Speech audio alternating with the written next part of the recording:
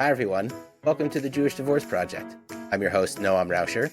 And I'm your host, Leeron and Noam. Join us as we kvetch and kvel about Judaism and divorce from our perspective as two Jewish professionals and two divorce coaches. And two Jewish parents with lots of experience and plenty of opinions.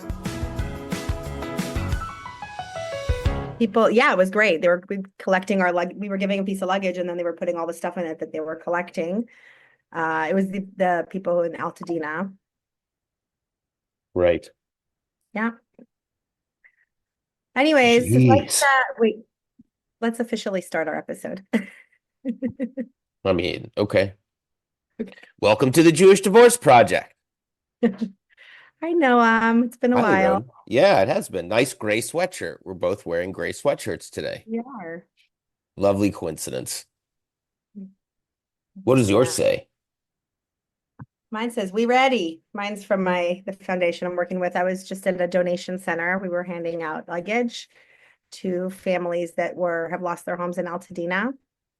Really sad. Yeah. Yeah. You know anyone that's lost a home? I do. I know some people in Palisades. My parents have been evacuated into Topanga since Tuesday. They live in and we've been just watching. Are they okay?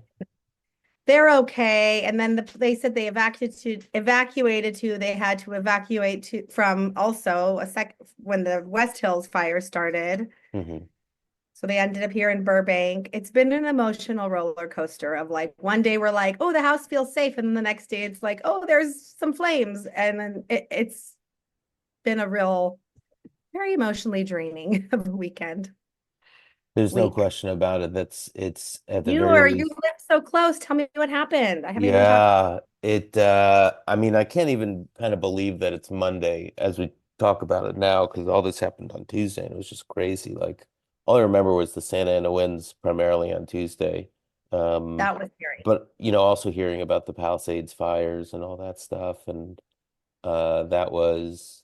But weren't you close to the Eaton fire? I'm getting there. I'm trying. Okay. I'm telling what's happening here? Telling a story. Okay, go ahead. Sorry. You asked for my thoughts, so here are my thoughts. Please continue. Heard of the Palisades fire, was obviously worried about that. And then as things just got later in the day, it seemed like it got scarier and scarier and more local, because it started up here in Eaton Canyon. And at one point, I went out and I saw, you could see the mountain burning from my front porch.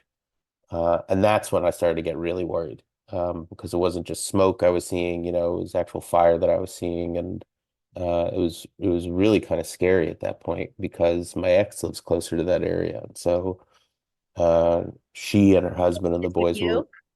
No, I'm getting to it. It's okay. So I know you want all the details. You want to know everything that's going on. I forget we're both you're probably sleep deprived, and I promise. Yeah, I am. Well, I've been also just parenting the boys. Yeah. So, and so she and her husband and the two boys were out doing, respective things. And I was in touch with her and I was like, this is now hitting Eaton Canyon in your particular area. And it looks like even PJTC, the synagogue that I used to work at, is, being affected by this, has been evacuated. So I don't know what's going on with you, but, we need to make sure the kids are safe. And she agreed, obviously. And, they stopped what they were doing and they came back. And we were just in communication. Turns out she needed to be evacuated. So they weren't sure where they were going to do with the boys, or if the boys even had school the next couple of days. But so they brought them to me because I'm in an area that's, concerning. There was a lot of smoke. We got evacuation warnings, but we didn't get orders or anything like that. And even from my perspective, seeing the flames and the fire, that was scary, but I also didn't think it was going to rush over so quickly. Little did I know, about all these real embers and whatnot, these falling embers that are the size of two tennis balls, essentially, that are just carried down. They were carried downhill is what it was. Fire experts were saying it was supposed to go uphill and everything came downhill, which is how it got to the neighborhood so quickly. But nonetheless, I felt okay that we were going to be safe there. Weren't under the impression that if I had to evacuate, where was I going to do? Where was I going to go with the boys? nonetheless, they went to another place. I had the boys with me as far as Tuesday. Then we started getting phone calls from the school about school being closed on Wednesday. And on Wednesday, they called and said school's closed on Thursday. And Thursday, they called schools are closed on Friday. We'll let you know on Sunday if school's open. School's open today. Um, and it Yeah. was just subsequently, obviously Wednesday was like the cloudiest day and the most horrendous day to be outside in this area, right? And um, subsequently like the smoke just cleared and cleared and cleared from this area. And you can still kind of taste it a little bit if you're really sensitive. And we drove around um, Pasadena yesterday. My ex still can't get back into her place.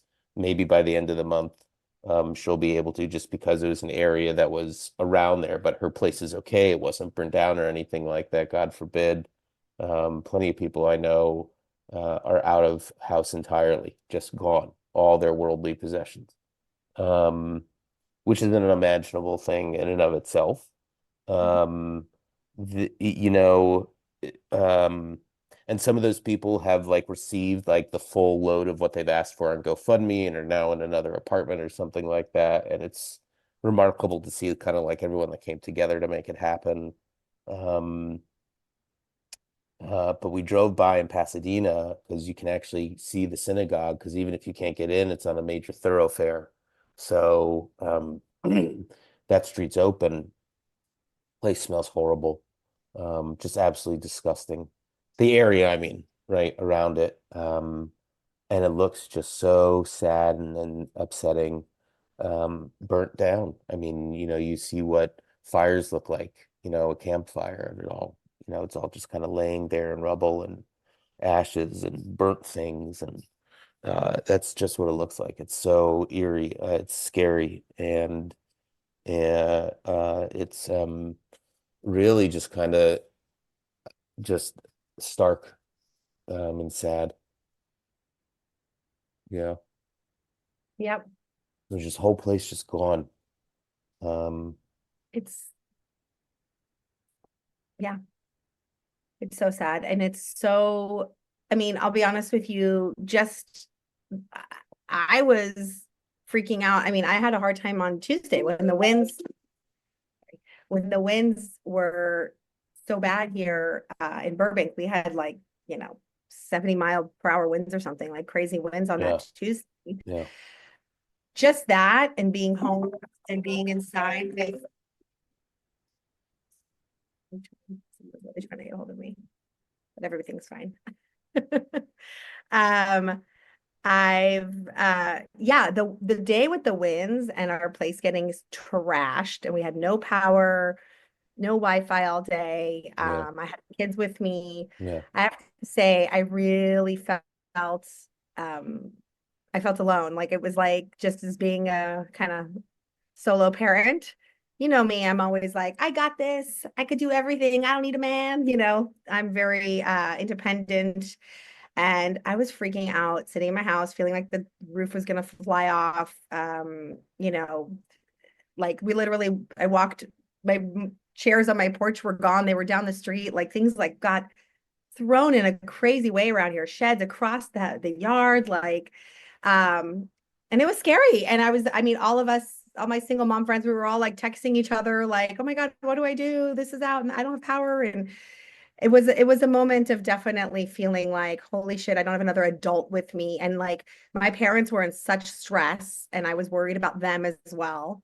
You know, Were it you was in it, communication with your ex at all? yeah, I mean, when it started, the kids were with me, and he was home in his apartment. He lives in Burbank, kind of on the cusp of Glendale, so Sure. a little closer to the Eden Fire, but nothing, scary. The crazy part was the kids were with me all week. They basically closed school, so it was like we literally had one normal day back from winter break, right? That Hmm. Monday. And then Tuesday they went to school with all the winds and no power and all that stuff. And I mean, it's crazy here. I live near the bike path, and it's like every tree was down. It was looked like a hurricane. I mean, it was a Took hurricane, off part right? of the siding of my house.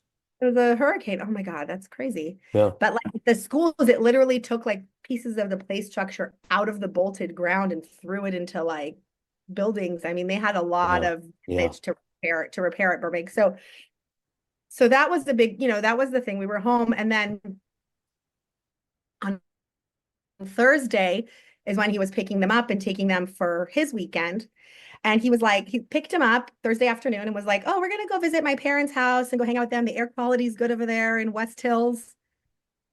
The kids were here all day, just like watching a movie, hanging out. Next thing you know, they arrive right when they arrive, it's like the grandparents are evacuating the fight. They live very close to that Kenneth fire.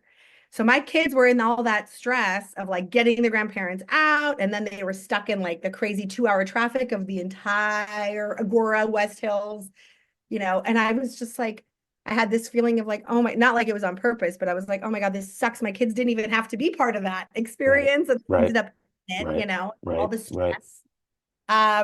But it is what it is. And then it was rough because, you know, I realized that my ex and I we don't have in our agreement anything about a disaster plan. And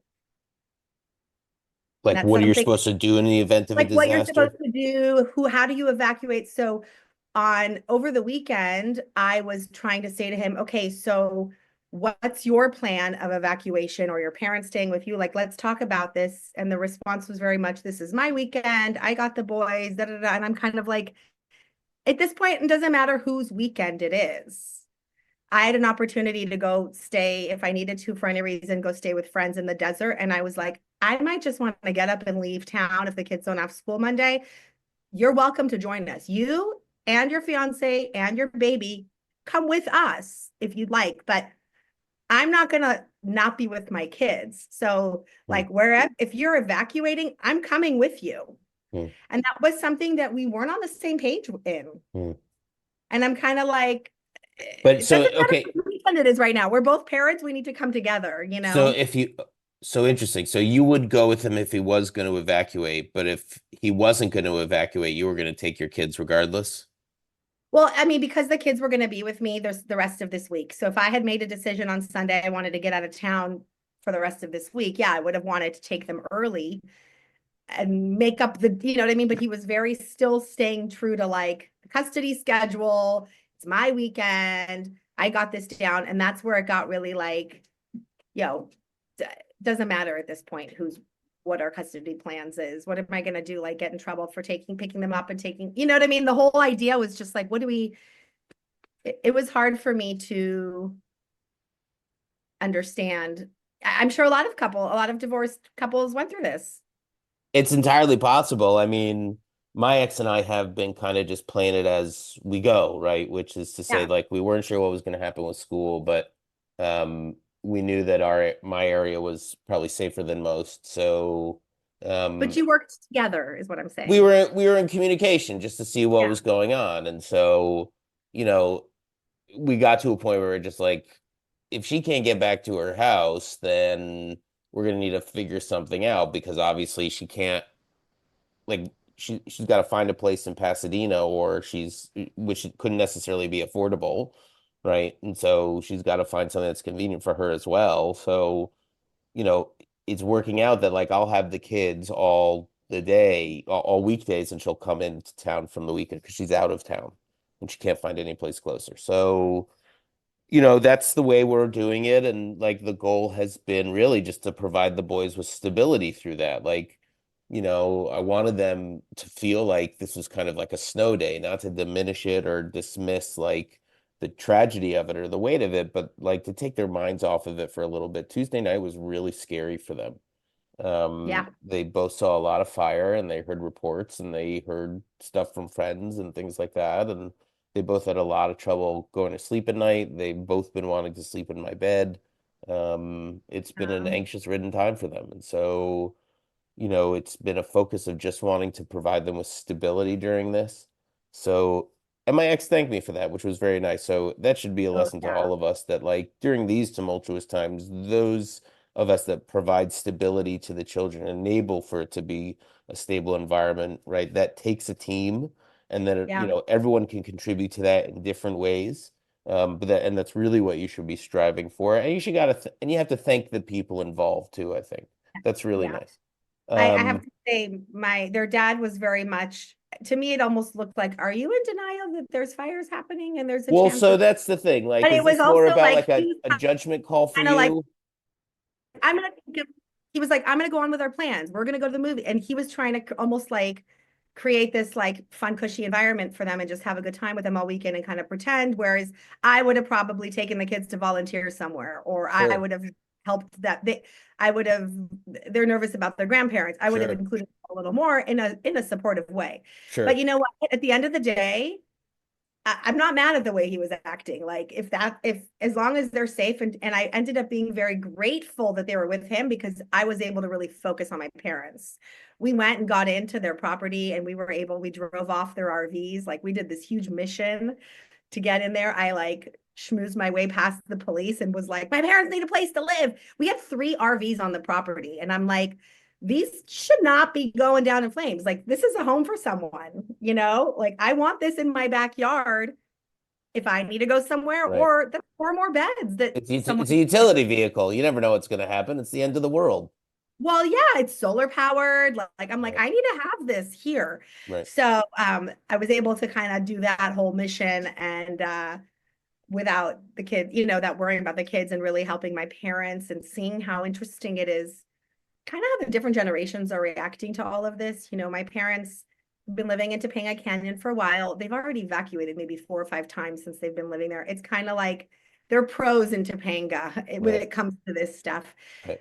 And it's always like we evacuate, we come back. And so he was in denial about Your the possibility, dad. my dad.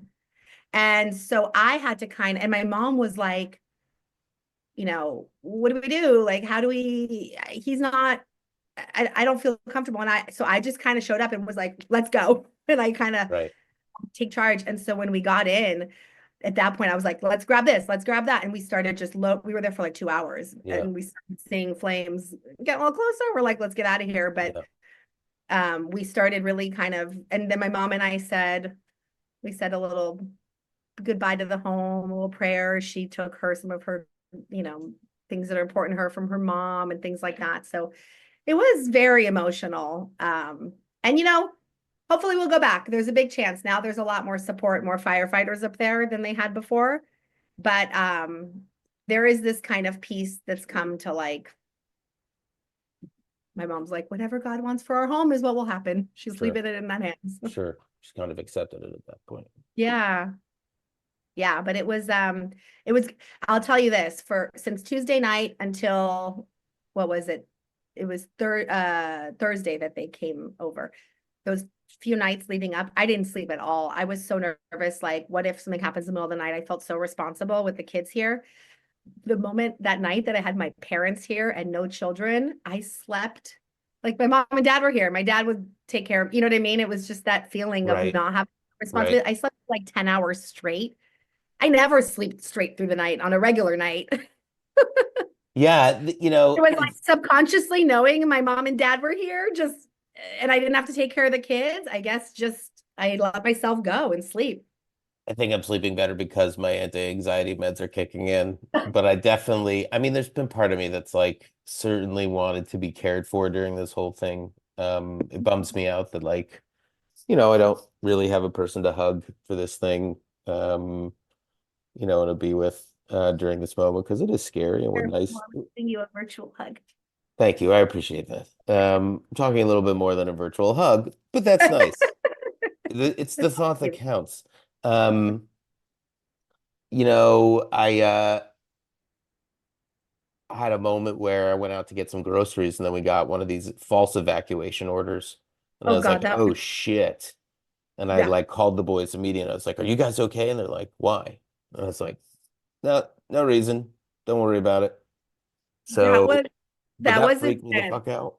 Well, that was right after. So I get off the phone and I'm like, all right, the kids left, and I was like, oh, ready to Right. chill, right? And then I get the notice, my parents, my brother, everyone's on their way over to me, and I'm like, getting out blankets, getting my house ready, like for the guests, and then I get that notice, and I was like, oh fuck, now we all have to evacuate. That's what I was thinking. I was like, where the fuck am I gonna Yeah, go? that was intense. And I was like, wait a second, it's just a warning. And I don't see anything scary over here. Like there's no flames or anything like that. So wants to be evacuated. I had to I know, but use my we're sitting noggin. outside and we're looking around here in Burbank, like, what? So you think a disaster plan is really useful, or do you think that like you just kind of have to put it in your ex's hands? I mean, it is custody. Like that is the idea with custody, is that no matter what happens, right, that Well, like they are in charge of what's going on. And I think it's I admittedly I think it's admirable and noble that you would want to be with your children during that time. I think that's smart and wise. Like for you to say, I'm not going to go I'm out of town. going with you. If you're leaving, tell me where you're going because I'm joining you. Right? Well, I wouldn't feel comfortable. I wouldn't leave out of town knowing my kids were here. Like I would want Sure. in a disaster situation, I want to be Sure. with my kids. You know, we Sure. experienced this with COVID, the kids going back and forth, and that was really hard. The lack of control and not knowing who they're around, what are they doing? And then they come back Mm. to you. You know what I mean? I just think that we never had anything in our agreement. So at this point, we have to kind of on our own say, okay, let's learn from this.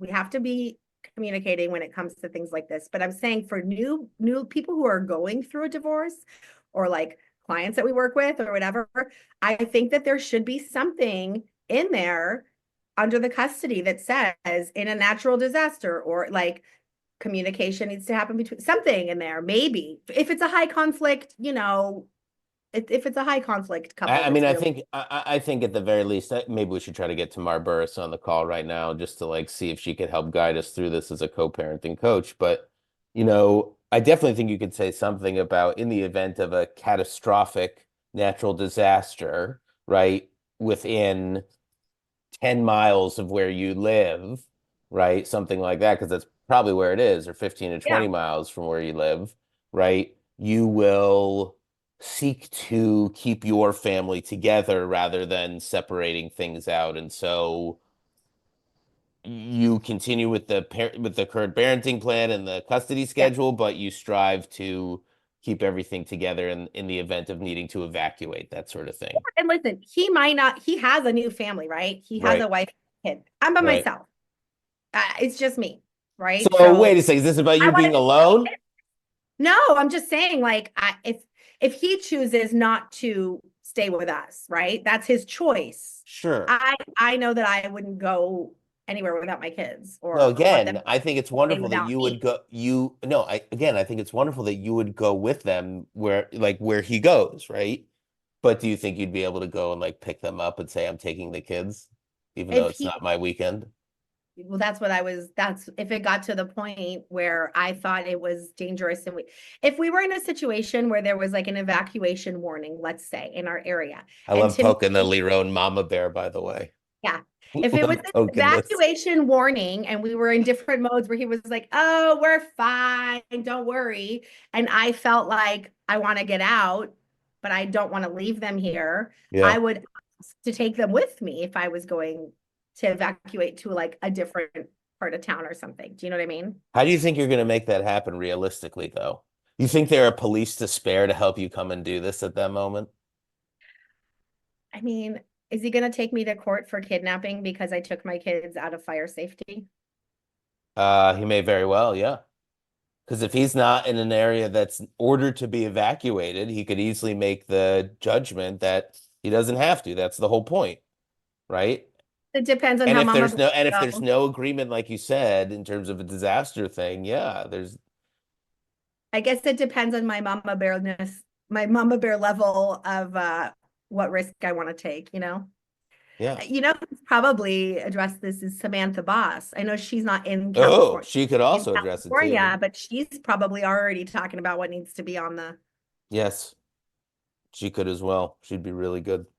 I mean, listen, we're not this happens in other states. There's Oh, I'm sure hurricanes. it does. There's all sorts of natural disaster. What happens when they're with one parent? Like you gotta, Well, and God forbid the home does get destroyed and she can't get back to it for more than a month, right? Or, a yeah, whole year. How then do you do it? How long am I supposed to hold on to the boys, right? Is there an exchange of funds at that point, right? Because I'm shouldering more of the burden, right? How does all that work? I don't know. yeah, But because you're if you have right. one There are plenty of questions that it raises that are not answered by the normative settlement agreement and that are brought up in circumstances like this. And you have to, and if you don't have a good relationship, right, then just protracts the process altogether. yeah. how could you even talk about it, right? You have to end up having, this was one of those moments too, and you end up have to really kind of rise above and have sympathy, right? Despite Yeah. like other bullshit that's going on in your relationship, right? Or things that you can't Yeah. stand, you do have to rise above certain things until other things are settled. And then you can go back to all your bullshit.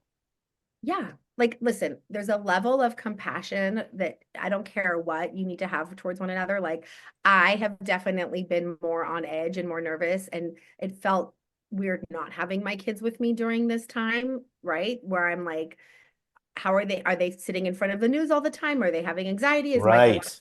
on his phone? Like, I don't know Right. what their state of mind is. And I don't know, and so not knowing what's happening to them in this weekend and how worried are they of the grandparents, but I don't normally call them when they're there unless they reach out to me. But I literally texted their father and was like, it would be really, I want to just hear their voice. Can I talk to the kids? And it's kind of more like, I got this, don't worry, the usual. And Oh, I'm like, have a little compassion to just no, send. I definitely would have kept I bridges said, open and I yeah, need this. yeah, I'm yeah. struggling. I'm a mother who's nervous and scared and wants to just hear that my kids are wants to hear from them, and he took it as a like, I don't trust him. And I'm like, this is not There's no about you. ego involved in This it. is my need. Like, just have compassion for me as a mom for a minute. Like, as their mother, like those are the moments that I That struggle with. matter. No, there's some mama bear moments that are totally legit. I get it. Look, had it And been a Papa Bear normal, too. It's not, it well, goes yeah, both. but what I'm saying is like, had it been a normal weekend and there'd been nothing like this going on, I'd been like, you're calling a lot, right? We're Yeah, just leave us alone. right, that sort of thing. And normally it's like call whenever you want, but like if it comes to be a lot and there's nothing else going on, like what's the deal? But this was Yeah. different. Like she wanted to check in with them on a regular basis. I get it. Makes a lot Not of even sense. regular, just like once. I just wanted to hear their voices. Sure, sure, sure, sure. But Right, yeah, it right. was so I know on our little That's solo mom, really tough. on our Facebook group, people have been talking about this. They're dealing with similar stuff of like I didn't really pay attention to the Facebook group. I that should have. communication between co-parents during this time is rough. Yeah, I mean, so let's review so far the lessons that we've learned. Communication is really paramount, and it's got to be much better, and it's got to be more compassionate and kind and flexible. And so do potentially parenting plans for the sake Mhm. of everyone's safety and sanity, and also stability in that way. And stability is paramount, right? For particularly Yep. for the kids. I mean, I think, they may not be communicating it, but they're definitely thinking about it. Like, I don't know any kid, at least not my kids, like they're aware, right, of Yep. all the stuff that's going on. So some of it I do try to keep at bay because I don't want them constantly consumed by it and affected by it. But there will be engagement with it later on because we do want to help out. You got to have a disaster plan too, like you talked about. You got to maybe come up with something, right? That says in the event that something like this, right, we're gonna go to plan A, B, or C, whatever it is. Mhm. Yep. Disaster ready parenting plan. Check Yeah, out it's just Samantha about, Boss or Tamar Burris. yeah. I think it's just about having a plan, because having no plan, then you get into like people's feelings and people's emotions, and depends all you're already mad at each other from something else that happened the other day. Like, now's not the time. You have to just basically drop the bullshit and do what's in the best interest of the kids, like you're always supposed to do. But when it comes to this, I mean, Let me ask you a question though. Do you think, just out of curiosity, just to like separate the kids out for a second, and I respect that, I really do. But let's do like the personal growth thing for a moment of just like Leeron as a human being, right? With her own last name, her own sense of self. I don't need a man, right? This is my life sort of thing, right? I am ready for the world. Um, what is like all this bringing up for her? Like this, what these wildfires and all this destruction, what is that bringing up for her that's causing her to have such worry about it? I think it's just the idea of the responsibility that falls on one person. I think these are the times where I do wish I had a partner. I do Yeah, wish someone living with me. yeah, I do wish that I felt safe and protected and not be the only person. I mean, it's nice that now my son's getting older where, he's kind of a teenager now. I mean, he did the sweetest thing. I had everything all over the place in the backyard, and I didn't clean it up immediately because we were still having winds and whatnot. And Micah started just putting things, like securing things and moving them. And he said, I'm just going to do it now before I go away to Abba's for the weekend so that you're not stuck doing it by yourself. It was like, what a mensch. It was such a sweet thing, of him to do on his own. But it's like, just the thought of, like, if I had a partner, maybe he would stay awake and I could go to sleep for part of the night and not be on alert Yeah. and keeping my alerts on, waking me up every 20 minutes, or just having that adult, that partnership. Yeah. I really started missing that and thinking Yeah. about and how um, kind of, dropped my, like, dropped my guard a little bit on my independence, and that would have been nice. I hear you loud Like, and things clear are on that. breaking now, things need to be fixed, Yeah. like all that kind of stuff. My car broke down on one of the days on Tuesday afternoon. My car Yeah. literally was almost blew up. Yeah. And I was like, Jesus. what I need. And I had a What tow truck. happened? So Wednesday, I didn't have a car. And I was like, oh my God, what if I have to evacuate? And I was so nervous not having a car. So then I Ubered to go rent a car and paid for a rental. Literally, I didn't go anywhere, but I just had it sitting outside because I was so scared of not having a car. So this past weekend was this Cold Law conference at Temple Beth Am on La Cienega, and I wanted to go because I knew friends were going to be there, and I wanted to network for work. And so I had the boys, and I was like, "We're going to this. It's going to be fun and experimental, and you'll like it. It's a beautiful synagogue." And they knew it before from previous, events and things like that. So we head out Saturday morning, and I don't know what, but all of a sudden I've got a flat tire. So I have to make a U-turn. I head back to a place that's right around the block from the house, and I use the portable air pump that I've got to just get us enough air in the tire so I can get it around to the house. And I Uber us to Temple Beth Am from Arcadia just so we can get there for Shabbat services and enjoy some community time and Yeah. have some Shabbat Kiddush. And it was totally worth it. But it was like $60 right? Yeah. Each way. It was Oh my crazy. God. I wonder if they were upcharging me because of traffic and things like that. But Maybe. Uber was, but luckily I was it was Ubering like a local. so Yeah. necessary. I needed to be like with other people. I was tired of being alone. Yeah. I was on my way with Liam to an audition on La Brea. I was like, okay, the winds aren't bad right now. Let's go. This is a big audition. Thank God my car broke down like before, like it overheated. It was really bad. And it happened just like before I was going to get on the freeway. And if I would have gotten on the freeway and sat in traffic, that could have been real bad. And so I Yeah. pulled in the Valvoline, like right there. I pulled in, and the guy looked under the hood and he was like, do not drive this car. It's dangerous. You blew this hose, that hose, whatever. So someone watched over me on that Usually one. they upcharge you at Valvoline, but that sounds legit. And maybe I mean, maybe it's a sign that he was the audition was for a Toyota. Maybe I need to get a, maybe I need a new car. Maybe To that's go the sign. electric. Yeah. So yeah. Well, actually, you know what's crazy? I don't know. Now I'm like turned off on electric. I'm scared because so my brother and sister-in-law, my sister-in-law was trying to get here when they had to evacuate from the Agora area. Oh, and there's no chargers. He was like, my car says it won't make it to Burbank. Yeah. Because the 2.5 hour drive from Agora to Burbank when everyone was leaving. So she ended up finding like friends to stay with in Thousand Oaks, but she couldn't make it because of her car. So that was scary too. No question about it. Yeah. Yeah. No question about it. She was like, do I go sit This somewhere for whole an thing. hour and charge my car? Or do I like, what do I do? Yeah. This whole thing. Think about like what I would do if I was evacuated just with me and my boys. Like where would I go? Right?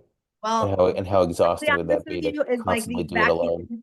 Burbank's the evacuee central. There's you go to like a Starbucks, you see people sitting with bags. You don't know if they're homeless or evacuated. Like everyone here came to Burbank, knock on wood. We've been kind of a safe hub here, but it's like crazy. You're walking, you see people that are just like, yeah, I'm here visiting staying with my son. I live in the Palisades, or, Right. from Right. all over. Right. Um, so it's been interesting here for sure. Oh man. I'm gonna share on our what's it called? Just on the notes from this conversation. different places that people can donate, whether it's to PJTC or the Los Angeles Fire Department or the Jewish Federation of Greater Los Angeles and their emergency relief funds. There's a lot of different opportunities. We certainly hope that people get the support that they need. And listen, if you're in a position, divorced or not, you listen to this podcast and you could help people in need during this time, particularly if you live in the Southern California area, right, or are connected to the Southern California area, whatever you can do to help out would be really wonderful and well received. And we know times are tough for everyone. This is a real tragedy. This is catastrophic. And any support that people can give would be really helpful. There are certainly people who are unmarried or divorced or single that are suffering through this as well. So think about them and families as much as you think about the communities that are impacted in this. And God forbid, Noam, if you need to evacuate, I have a beautiful RV for you and the boys to come stay in. Oh, thank you very much. We appreciate that. I'll let you know. Got a queen size bed up top and bunk beds. So, you know. They just saw something like that the other day. Come camp in It my would be backyard. awesome. All right. Well, I'll let you know. I'll keep you posted. Try to stay safe. Thank Stay you. away from You fire. too. All right. Bye-bye. All right. Bye. If you're interested in becoming one of our sponsors or have questions and thoughts about the podcast, please email us at thejewishdivorceproject@gmail.com. And you can always find us on social media at the Jewish Divorce Project on Facebook and Instagram. And if you'd like to work with me, I specialize in divorce coaching for women. I can be found at mydivorceconcierge.com and on Facebook and Instagram at mydivorceconcierge. And if you're interested in working with me for divorce coaching or spiritual coaching, I work with people of all kinds, of all backgrounds as well. My email address is noamraucher@gmail.com. That's NOAMRAUCHER@gmail.com. And you can also find me on Facebook and on Instagram at Noam Rauscher.